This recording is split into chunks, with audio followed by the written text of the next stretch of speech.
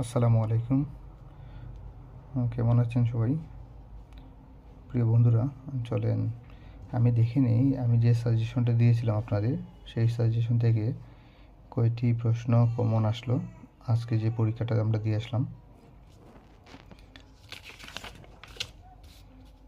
আজকে পরীক্ষা করছিল আপনার 601 ইসলামের ইতিহাস এবং সংস্কৃতি 601। আজকে তারিখ হচ্ছে আপনার 27/1/2025। তো আমি অবশ্য এগুলো আলহামদুলিল্লাহ সবগুলোই পারছি, কিন্তু এই বিষয়ে 1 মার্কের যে প্রশ্নগুলো ছিল এগুলোতে আমি কোনো সাজেশন দেইনি আপনাদের। তো খ বিভাগ থেকে আসছে আপনার একটা প্রশ্ন, ইসলামী সমাজ ব্যবস্থা বলতে কী বুঝো?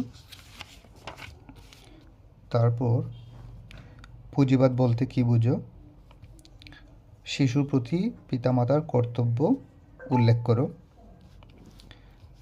ঘ বিভাগ থেকে দেখেন এই যে লাল সার্কেল আছে, এই সবগুলো কিন্তু আলহামদুলিল্লাহ আমার সাজেশন থেকে আসছে।